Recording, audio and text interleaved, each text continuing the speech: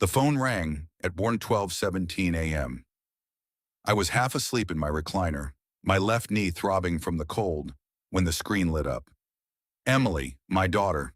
I answered on the second ring. "Dad!" Her voice cracked. For a second, I thought something terrible had happened to one of the kids. "Emily, what's wrong?" There was a long pause. Then I heard her crying.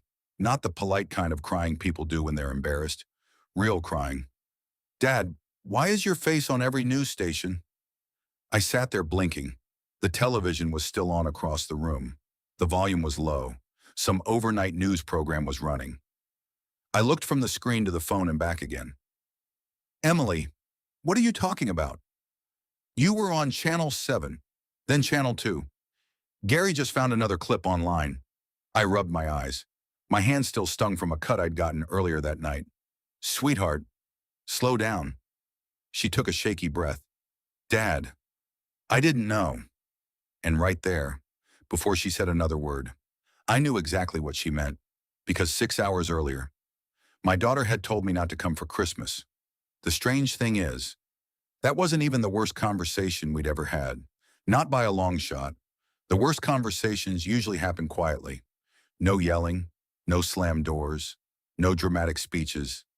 Just a few words that stay with you longer than they should. 3 days earlier, I was sitting at my kitchen table in Dayton, Ohio, paying bills and pretending retirement was as relaxing as everyone says it is. My house was quiet. Too quiet, if I'm being honest. My wife and I had divorced 15 years earlier. Since then, I'd learned how to live alone. You learn little routines. You make coffee for one. You eat leftovers for 2 nights instead of one.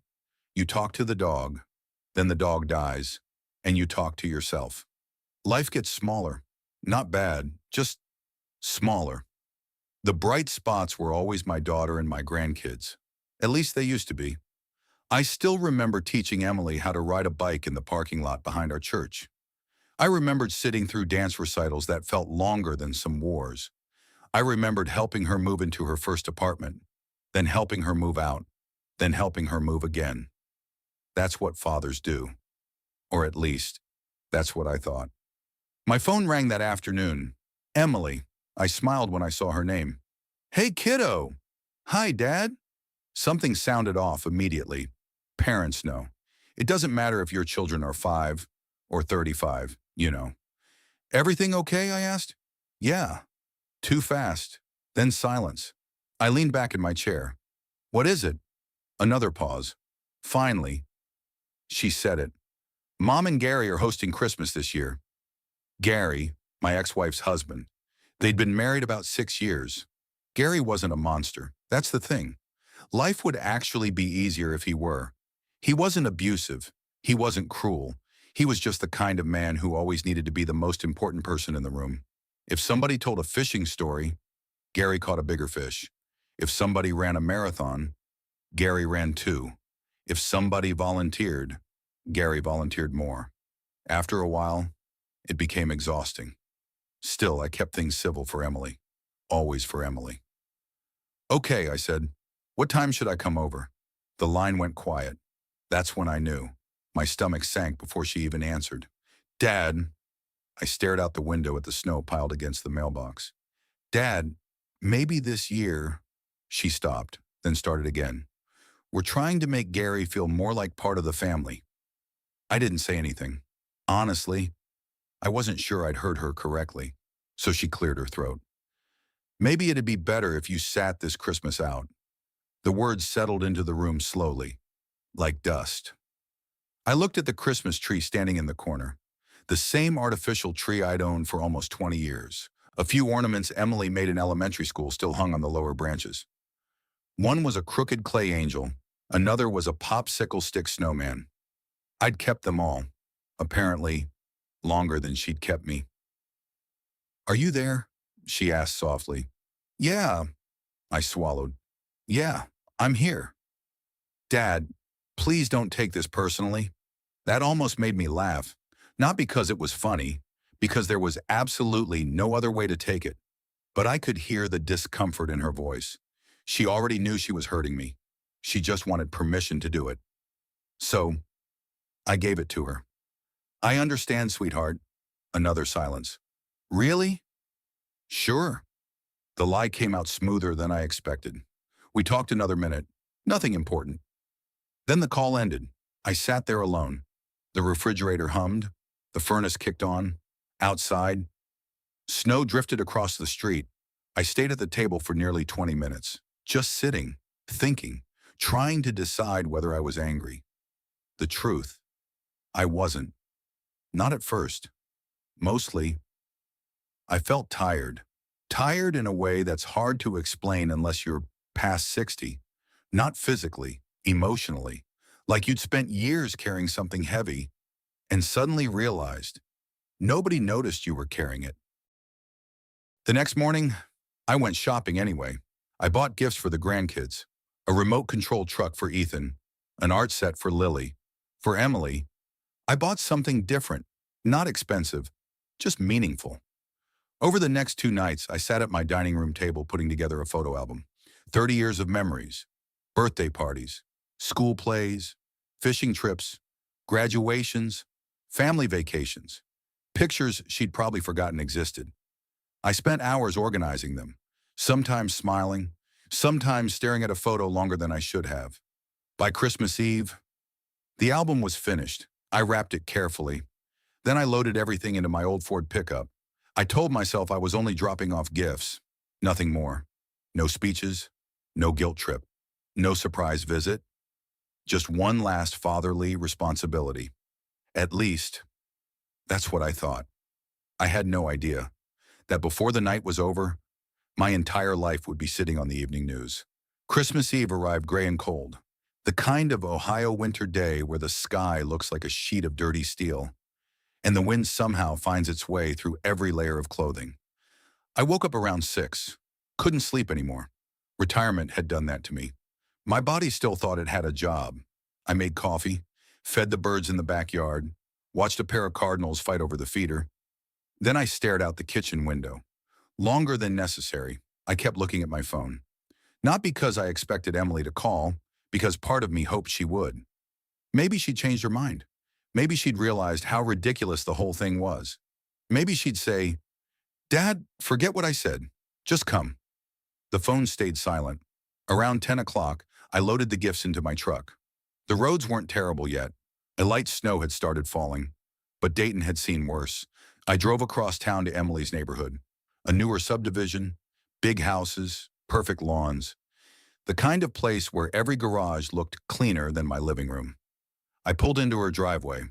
For a minute, I just sat there. I could see Christmas decorations through the front window. A giant tree, colored lights, movement inside, people laughing. The grandkids were probably already excited. I imagined Ethan running around in his dinosaur pajamas, Lily showing everyone whatever craft project she'd made at school. I almost got out, almost walked to the front door, almost knocked. Instead, I grabbed the gifts. I carried them to the porch, set them down carefully. Then I added the photo album on top. No note, no message. Nothing dramatic, just gifts. I stood there a moment longer. Then I turned around and walked back to my truck. The entire delivery took less than 2 minutes. Still, hurt like hell, I drove away before anyone saw me. Or maybe, before I saw them. Sometimes, there's a difference. Back home, I spent the afternoon doing absolutely nothing useful.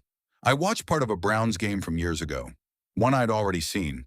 Then I heated up some leftover barbecue from a place downtown. The ribs were dry. The coleslaw tasted like refrigerator. I ate it anyway, around 4 o'clock. I pulled out a box of old DVDs. Years earlier, I'd converted a bunch of family videotapes. Emily as a kid, birthday parties, school events, vacations. I slid one into the player. The screen flickered. Suddenly, there she was, 8 years old, missing 2 front teeth, riding a bike for the first time. "Don't let go," she shouted. "You got it," my younger voice answered. Then, I immediately let go. She pedaled 20 feet before realizing she was alone. The look of pride on her face nearly broke me. I watched another hour, then another. By evening, the house felt smaller than usual. The Christmas tree glowed quietly in the corner, a little artificial thing I'd assembled myself. Nothing impressive, but enough. Around 7:30, I considered doing something stupid. I thought about driving back, not to start an argument, not to force my way into dinner, just to see the kids. Maybe wave through the window, maybe leave after 5 minutes. I actually put on my coat, got my keys, walked to the front door, then stopped. Because if someone has to beg for a seat at your table, the seat isn't really theirs anymore. I hung the coat back up. That decision hurt, but it also felt strangely peaceful. A little after 8, my phone buzzed, not Emily, a text from the community warming center. Winter weather was getting worse. Volunteer help might be needed. I volunteered there a few times a month. Nothing heroic, just helping folks stay warm during rough weather, making coffee, moving supplies, listening to lonely people talk. Sometime, that's enough, I texted back. On my way. The center sat in an old church building downtown. When I arrived, the place was busy. Several homeless men had come in from the cold. A couple elderly residents from an apartment complex had lost heat temporarily. People were drinking coffee, watching television, trying to stay warm. For the next 2 hours, I did what needed doing. Moved folding tables, carried blankets, fixed a stubborn thermostat, made bad jokes. The usual. By 10:30, things had settled down. The snow outside was falling harder now. The roads were getting slick. I said goodnight and headed home. The storm had picked up fast. Visibility wasn't great. My windshield wipers worked overtime. I drove carefully. No rush. Nobody waiting for me anyway. About 15 minutes later, I spotted headlights at an odd angle ahead. At first, I thought it was a disabled vehicle.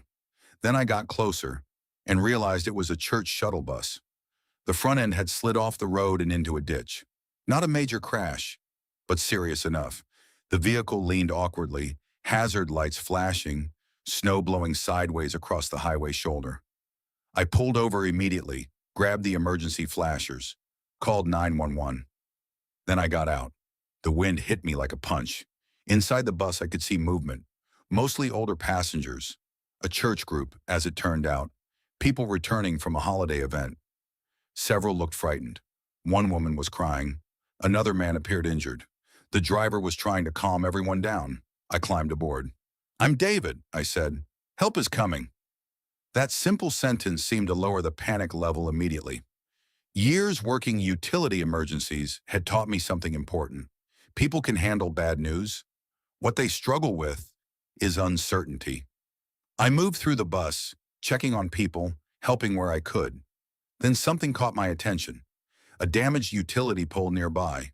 Not fully down, but damaged enough to concern me. A power line had dropped lower than it should have. Not touching the bus yet, but close enough that I didn't like it. Very close. I immediately told everyone to stay exactly where they were. No wandering around outside, no climbing into the ditch, no trying to walk home. The driver listened. Thank God. A few minutes later, I helped two elderly women step carefully off the bus once first responders deemed it safe. One of them was shaking badly. I gave her one of the emergency blankets from my truck. The other kept apologizing for being slow. I told her she reminded me of my aunt. That made her laugh. Then my boot hit black ice. I went down hard. My left knee twisted underneath me. Pain shot up my leg. For a moment, I couldn't breathe. A firefighter helped me up. "You okay?" "Depends how old you think I am." He laughed. I didn't, because my knee felt about 90. By the time EMTs fully secured the scene, my hand was bleeding from a deep scrape, and my knee was swelling. Nothing life-threatening, just enough to remind me that I wasn't 30 anymore. A local TV crew arrived shortly afterward. One reporter wandered around filming. She asked me a couple questions. I answered without thinking much about it. I was cold, tired, ready to go home. The last thing on my mind was television. Eventually, an EMT convinced me to let them check my knee. I sat in the back of an ambulance while snow continued falling outside. The reporter was still filming. The church passengers were finally safe, and somewhere across town, My daughter was probably opening gifts around a warm Christmas tree. I had no idea. One of those gifts was about to change everything. The EMT wanted me to go to the hospital. I wanted my own bed. We compromised. They cleaned the cut on my hand, wrapped it, checked my knee, and gave me a list of reasons I should seek further treatment if things got worse. By the time I got home, it was a little after midnight. The snow was still coming down. Not as hard as before, but enough to turn the neighborhood into a quiet white postcard. Most houses were dark. Christmas Eve was ending. I unlocked my front door and stepped inside. The house felt exactly the same as it had a few hours earlier. Quiet, still, a little lonely. I kicked off my boots and lowered myself carefully into my recliner. My knee protested immediately. "Yeah," I muttered. "Me too." The television was still on. Some local station was running overnight coverage of the storm. I wasn't paying attention. I closed my eyes for what I thought would be a minute. Then, my phone exploded. Buzz, buzz, buzz, buzz. I opened one eye. Several text messages, 3 missed calls, more notifications arriving every few seconds. For a moment, I thought something had happened to a family member. Then Emily called. I answered immediately. "Dad?" She sounded different. Not nervous, not awkward, shaken. "Emily, what's wrong?" A long silence. Then I heard her crying. "Dad, why is your face on every news station?" I sat upright. "What? You're on TV. What are you talking about?" "You were helping those people." I looked toward the television. The local news station had replayed footage from the accident scene, and there I was, standing beside the bus, snow blowing across the road, looking older than I felt. And honestly, I felt pretty old. The station replayed the clip again, then another angle, then another. Apparently, the story had become one of the major local Christmas stories of the evening. "Emily," I said slowly, "everyone's okay. That's what matters." But she wasn't talking about the accident. I could tell something else had happened. Then she asked, "Why didn't you tell me where you were?" I almost laughed. Not because it was funny, because 6 hours earlier, she had told me exactly where not to be. I didn't think it mattered. That answer hit harder than I intended. Silence filled the line again. Finally, she whispered, "Dad." Then she stopped, like she couldn't figure out what came next. Eventually, she said goodnight. The call ended awkwardly. No apology, not yet. No explanation either. Just confusion. I set my phone down. 2 minutes later, it rang again. This time, it was Linda, my ex-wife. I stared at the screen before answering. "Hello, David." She sounded uncomfortable, which was unusual. Linda rarely sounded uncomfortable. "I just saw the news." "Okay. Are you hurt?" That question caught me off guard. "Nothing serious." "Good."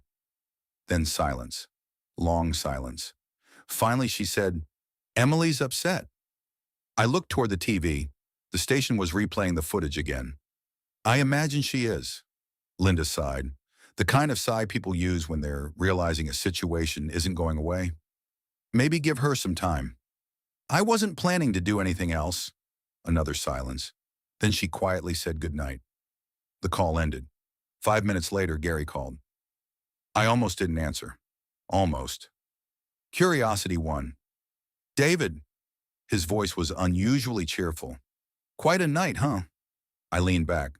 "Apparently." "I just wanted to say, that was really something." There it was. The Gary I knew, always eager to insert himself into whatever conversation was happening. Not malicious, just incapable of staying on the sidelines. He kept talking about the storm, about local news, about how crazy everything was. Then finally he said, "Emily feels terrible." I said nothing. Gary filled the silence. "She didn't mean to hurt you." Still nothing, because whether she meant to or not wasn't really the point anymore. Eventually, he gave up and ended the call. I figured that would be the end of it. It wasn't, not even close. The next morning, I woke up to dozens of messages, former coworkers, old neighbors, people from church, folks I hadn't spoken to in years. Everyone had apparently seen the story. I spent the morning answering texts, nothing dramatic, mostly variations of, "Glad you're okay," or "Saw you on TV." Then around noon, something changed. A former coworker sent me a link. "Have you seen this?" I clicked. The video wasn't about the rescue. Not exactly. It was a short clip from the reporter's interview. Just 20 seconds. 20 seconds that somehow had thousands of views already. The reporter stood beside me near the ambulance, snow blowing everywhere. She asked, "Do you have family waiting for you tonight?" I remembered the moment, barely. At the time, I'd been cold, tired, and distracted. My answer had been honest, nothing more. In the video, I smiled, a tired smile. Then I said, "Not tonight." The reporter looked surprised. "No Christmas plans?" I shook my head. "My daughter asked me not to come this year." That was it. That was the entire clip. 20 seconds. No anger, no blame, no bitterness, just the truth. Yet people couldn't stop sharing it. Comments poured in underneath. Thousands of them. People telling their own stories. Stories about divorce, stories about estranged children, stories about spending holidays alone. Many weren't even talking about the rescue. They were talking about that sentence. One sentence. One painful little truth. By afternoon, local radio stations were discussing it. Community Facebook pages were sharing it. Neighbors were commenting. People I'd never met were arguing about it. The whole thing felt surreal. I hated it. And yet part of me understood why it resonated. Because loneliness after 50 isn't something many people talk about. Not honestly, especially fathers. We talk about sports, weather, politics, knee replacements. We don't usually talk about being left out. Not directly. The story kept growing. By Monday, regional stations picked it up. Then national morning shows mentioned it briefly. Not because of me, because the interview had touched something people recognized. The rescue made the news. The sentence made people care. By lunchtime, the church called. They wanted to thank me publicly. I politely declined. Then they insisted. So we compromised. Coffee. No speeches, no ceremony. Just coffee. That lasted exactly 12 minutes before someone from the local newspaper showed up. Apparently, quiet wasn't an option anymore. Meanwhile, Emily still hadn't called. Not once.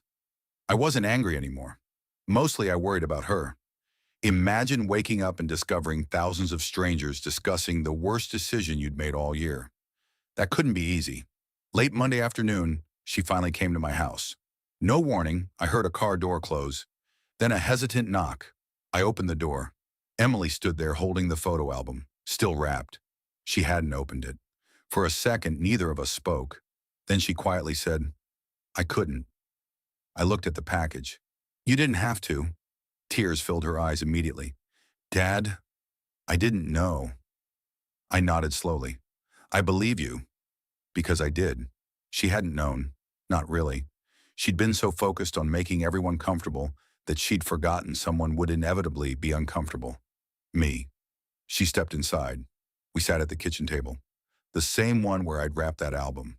For nearly an hour, she cried, talked, stopped talking, started again. Eventually, the whole story came out. Gary had never actually demanded I stay away. Not directly. Instead, he'd spent months making little comments. "Maybe David has other plans. I don't want him to feel obligated. We should probably rotate holidays." Nothing openly cruel, just enough suggestions that Emily slowly convinced herself excluding me was reasonable. It wasn't manipulation in the obvious sense. It was something quieter, the kind that builds one small conversation at a time. Then once she made the decision, nobody challenged it. Not Linda, not Gary, not even Emily herself. Until television forced everyone to look at it from the outside. Perspective changes everything. She handed me the photo album. I couldn't open it. I gently pushed it back. "It's yours." She stared at it for a long time, then carefully peeled away the wrapping paper. The first page showed a picture of her learning to ride a bike. She smiled through tears. "I remember this." "I know." She kept turning pages. Birthday cakes, school concerts, camping trips, graduation, wedding photos, pictures of the grandkids, an entire lifetime, bound together. Halfway through, she stopped. Her shoulders began shaking. I left you alone. The words barely came out. I reached across the table, covered her hand with mine. You made one bad decision. She looked at me. I made dozens. Maybe, but I wasn't interested in keeping score. That's the advantage of getting older. You eventually learn winning arguments isn't nearly as valuable as keeping people. The church finally convinced me, not with speeches, not with pressure, just persistence. It isn't really about honoring you, the pastor said over the phone. It's about thanking everyone who helped that night. That felt different, so I agreed. The gathering took place the following Sunday after the morning service. Nothing fancy. A few folding chairs, coffee in paper cups, store-bought cookies on plastic trays. The same church basement where I'd attended potlucks years earlier. People smiled when I walked in. Several of the passengers from the shuttle bus recognized me immediately. One elderly woman hugged me before I could even set down my coat. Another squeezed my hand and quietly said, I'm here because of you. I didn't know what to do with compliments like that, so I simply nodded. You would have done the same for me. The pastor eventually stepped to the front of the room. He thanked the firefighters, the EMTs, the sheriff's deputies, the bus driver. Then, to my surprise, he called my name. I stood reluctantly as polite applause filled the room. Nothing overwhelming, just genuine, the kind that comes from gratitude instead of excitement. I took a few steps toward the front. That's when I noticed movement near the doorway. Emily, she wasn't alone. Linda stood beside her. Gary stood a few feet behind them. For a second, nobody moved. I hadn't known they were coming. Judging by Emily's expression, she hadn't known I would actually accept the invitation either. The room slowly grew quieter. People began recognizing them from the television interviews that had followed the story. Emily looked as though she wanted to disappear. Gary, for once, had nothing to say. The pastor smiled politely. I'm glad all of you could make it. Emily took a slow breath before walking toward me. Her eyes were red. Whether from crying or lack of sleep, I couldn't tell. Dad, her voice barely carried across the room. I'm sorry. Not a speech, not an explanation. Just 2 words, honest ones. I looked at her for a long moment. Then I gave a small nod. I know. She blinked. I don't deserve how kind you've been. This isn't about deserving. She lowered her eyes. I embarrassed you. No, I answered quietly. You hurt me. The distinction mattered, because embarrassment fades. Hurt takes longer. She nodded without arguing. I know. Another silence settled between us. Not uncomfortable, just unfinished. Then something unexpected happened. Gary stepped forward. I owe you an apology too. Every head in the room seemed to turn toward him. I spent a long time convincing myself I wasn't doing anything wrong, he admitted. I never actually told Emily to leave you out, but I kept making it easier for her to think that was acceptable. For the first time since I'd known him, he wasn't trying to win the room. He wasn't trying to sound clever.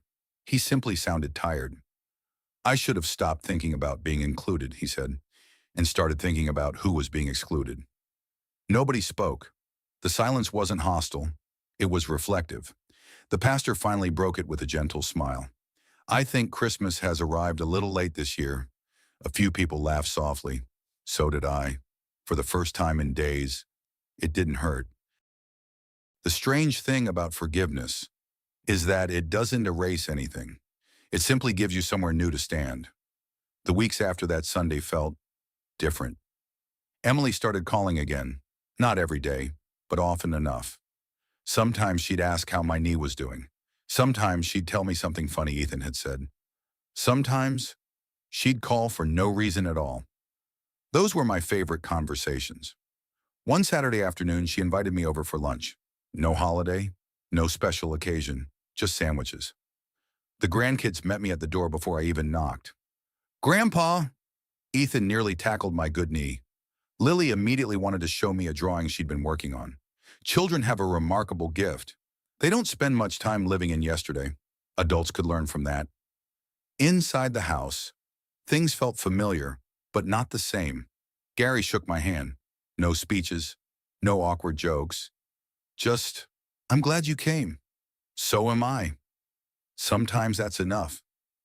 Emily moved differently around me now, more careful, not because I wanted her to be, because she wanted to be. Every so often I'd catch her looking at me across the room as if she were still trying to measure the damage she'd caused. I wish she wouldn't. Some wounds don't disappear, but they also don't need to define every conversation afterward. After lunch, she handed me a small cardboard box. I found these while cleaning. Inside were more old photographs, some I'd never even seen before. One showed me carrying her on my shoulders at the county fair. Another captured us laughing over a burned batch of pancakes. She smiled. I forgot how many pictures there were. I never did. She nodded slowly. I know. Later that afternoon, while the kids played outside, Emily and I sat on the back porch. Neither of us talked for a while. The silence felt comfortable this time.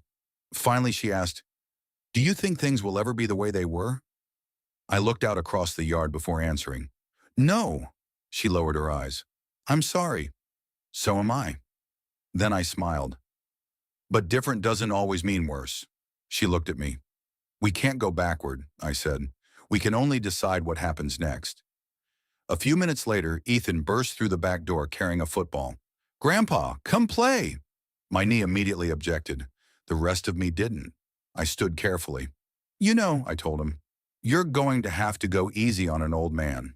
He grinned. No way. I laughed. For the first time in a long while, it came easily. Not because everything had been repaired, because it hadn't.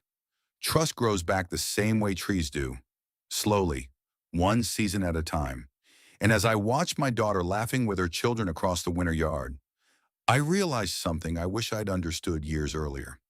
Families don't stay together because they never hurt one another. They stay together because eventually, someone chooses to keep reaching across the distance. A few months have passed now. Life looks surprisingly ordinary again. The television trucks disappeared. The interviews stopped. People found new stories to talk about. That's how the world works. Eventually, everything becomes yesterday's news. These days, I see Emily almost every week. Sometimes she comes to my house. Sometimes I go to hers. We don't pretend Christmas never happened. We simply don't let it become the only chapter people remember. The photo album sits on a shelf in her living room now. I've seen Lily pull it down more than once. She likes asking questions about every picture. Grandpa, were you really that young? I usually laugh. I know, hard to believe. Ethan still thinks my old pickup is the coolest vehicle on earth. Every now and then, he asks if we can drive somewhere without a destination. So we do. Sometimes the best conversations happen when nobody is trying to have one. Gary and I will probably never become close friends. That's all right. Not every relationship needs to become extraordinary. Respect is enough. Kindness is enough. Peace is enough. My knee still aches whenever the weather changes. The doctor says that's normal. Getting older has a funny way of keeping score. Every scar remembers something. The trick is deciding which memories deserve to stay in charge. People still recognize me once in a while, usually at the grocery store, sometimes at church. A stranger will smile and say, I remember your story. I always smile back. But the truth is, it was never really my story. It belongs to every parent who has ever wondered whether they still mattered. Every grandparent who waited for a phone call that never came. Every family that discovered, a little too late, how quietly distance can grow. If there's one thing these last few months have taught me, it's this. Love isn't measured by how loudly people celebrate you when everything is going well. It's measured by whether they choose to come back after they realize they've hurt you. Forgiveness doesn't erase the past. It simply refuses to let the past make every decision about the future. And if you're listening to this tonight while feeling forgotten, maybe sitting in a quiet house that suddenly feels too big, maybe wondering whether anyone would notice if your chair at the table stayed empty, I hope you remember something. Your worth has never depended on an invitation. It has never depended on applause. It has never depended on whether someone else recognized your place in the family. Because the people who love quietly, who show up without keeping score, who keep giving even after disappointment, Those people become the foundation every family eventually realizes it cannot live without. I know that now. Not because I was left out, but because, in the end, the door opened again. And when it did, I chose to walk through it carrying peace instead of pride.